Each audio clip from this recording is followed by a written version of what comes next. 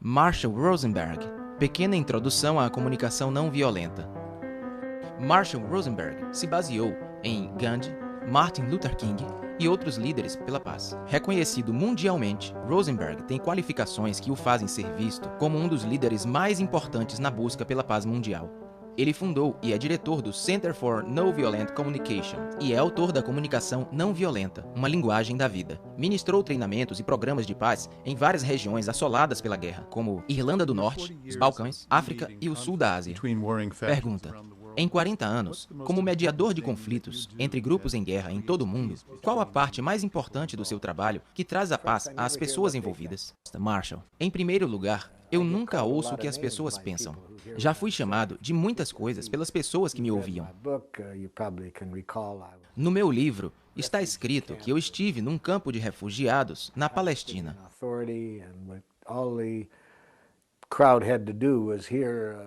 Em meio a uma multidão, só de ouvir do meu intérprete que eu era americano, um senhor se levanta e grita: "Assassino!" E outro diz: "Assassino!" E mais outro grita: "Matador de crianças!" Após uma hora, o cara que me chamou de assassino me convida para jantar em sua casa. Não ouvi o que ele pensava sobre mim. Me conectei ao que ele estava sentindo, às suas necessidades. Quando entrei naquele campo de refugiados, havia centenas de granadas de gás lacrimogênio por toda a grama. Foram usadas na noite anterior, quando houve um tumulto por ali. E na lateral de cada granada estava escrito: "Feito nos Estados Unidos da América". Então, o cara me chama de assassino ao ouvir que sou americano, e procuro ouvir o que ele sente. E digo: "O senhor está furioso?"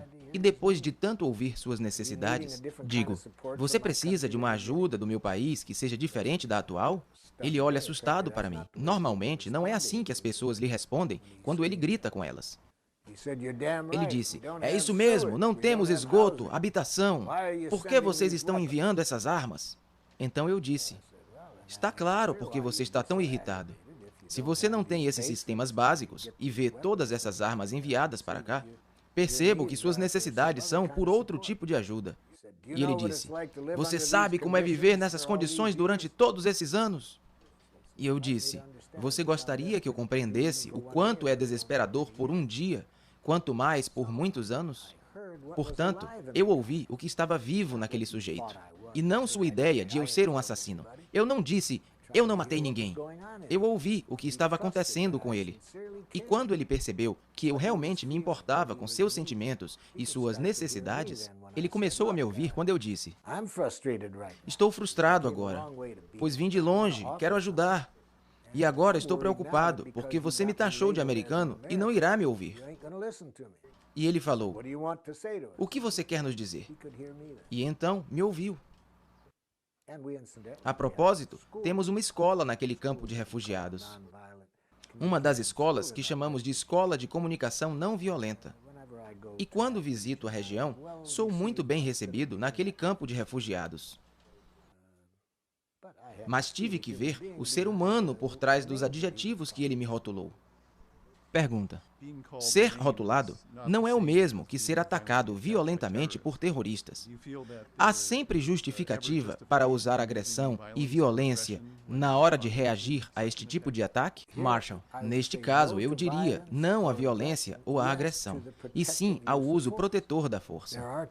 Há momentos em que precisamos aplicar o uso protetor da força, mas nunca a violência e a punição. O uso protetor da força é necessário com outra pessoa quando por alguma razão ela não quer se comunicar e quando suas ações ameaçam as nossas necessidades. Por isso que temos que tomar uma medida para impedir que isso aconteça. Mas podemos fazer isso sem o uso da violência.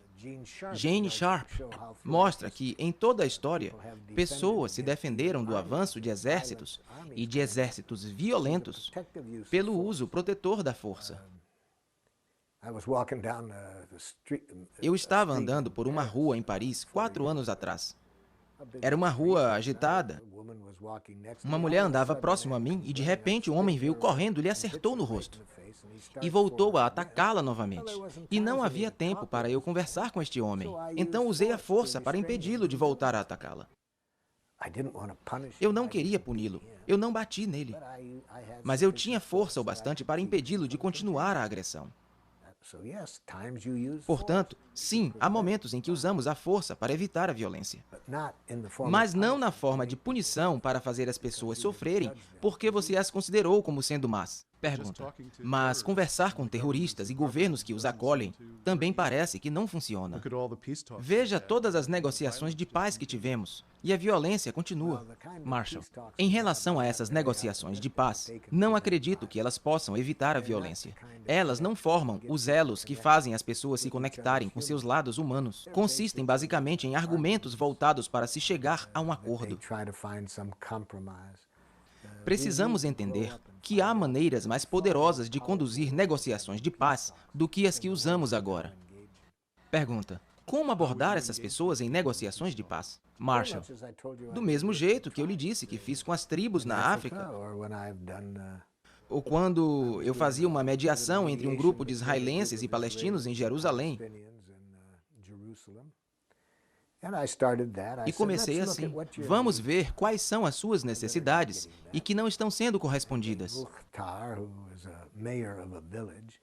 E o prefeito da vila olhou para os israelenses e perguntou educadamente: vocês não se incomodam em agir como nazistas? Uma mulher israelense se levanta e diz: eu sabia que isso ia acontecer. Isso foi muito insensível de sua parte, prefeito. Ele já estava perto da porta, prestes a deixar a reunião. Mal tivemos 2 frases e as pessoas já estavam piores do que no início. Então, meu papel era ajudar cada grupo a se conectar com a necessidade do outro. Por isso, eu disse ao prefeito, e eu sabia sobre o que ele estava se referindo. Ele se referia a uma lei que permitia que as pessoas fossem presas por 6 meses como suspeitas. E eu disse, prefeito, você precisa ser compreendido sobre o quanto sua necessidade por segurança não é atendida por essa lei? E ele respondeu, é isso que eu quero dizer. Claro que ele não disse exatamente dessa forma. Depois eu ajudei a mulher a ouvir isso. E então tivemos uma conexão diferente do que quando ela ouviu ser chamada de nazista. É isso o que eu faço nesses casos. Eu ajudo as pessoas a falarem uma língua da vida, que é mais próxima da verdade, das necessidades de todos, e se afastar dessas imagens de inimigos, que podem ser facilmente vistas como culpa, crítica e ataque. Infelizmente, as pessoas não aprendem a linguagem que eu proponho. Por isso, tenho que emprestar essa linguagem a eles quando faço mediações deste tipo. Pergunta. Em relação à violência nos noticiários, qual sua opinião sobre quem descreve suas ideias como ingênuas ou utópicas? Marshall. Vejo um mundo diferente em relação ao que as pessoas veem pela televisão ou nos jornais. Por exemplo, eu vejo a violência, eu trabalho em lugares violentos, mas o que eles não veem são as pessoas com quem eu trabalho. Elas têm uma visão de mundo diferente, uma consciência diferente, e elas divulgam sua consciência rapidamente. Essas pessoas me dão a esperança de que elas não são difíceis de encontrar em cada país. Por exemplo, o padre Chris Rajendran, no Sri Lanka. Ele faz coisas incríveis por lá. Ele usa nosso treinamento para falar com os 2 lados que estão em guerra. Faz trabalho de reconciliação. Ele tem um orfanato para crianças vítimas da guerra, crianças dos 2 lados do conflito. Ele mostrou a essas crianças como se relacionar de maneira diferente. Enfim, em muitos países, agora eu trabalho em 35 países, eu vejo esse tipo de pessoa diariamente no meu trabalho. Portanto, vejo um mundo diferente do mundo que as pessoas veem na TV. Não sou ingênuo. Eu vejo o sofrimento. Em um campo de refugiados, pouco tempo atrás, em Serra Leoa, eu trabalhei com uma médica francesa. Quando o diretor do campo de refugiados soube que ela era médica, ele disse, você pode vir comigo? Tem uma criança que não está bem. Eu a acompanhei. Ela chegou na criança e na mãe e perguntei qual era o problema.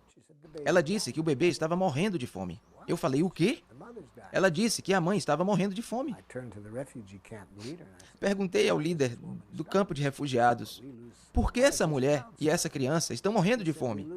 E ela disse que 7 pessoas morriam de fome por dia no campo. E eu vi essas coisas. Não sou ingênuo, sei o que está acontecendo. Trabalhei em Ruanda com pessoas que tiveram todos os seus familiares mortos. Sei o que pode acontecer neste mundo, mas trabalho com pessoas em todo o mundo que me dizem que não precisa ser desse jeito. Pessoas que sobreviveram a tudo isso e nunca perderam a consciência que está ligada à nossa natureza. Não há nada que o ser humano mais gosta do que contribuir para o bem-estar do outro.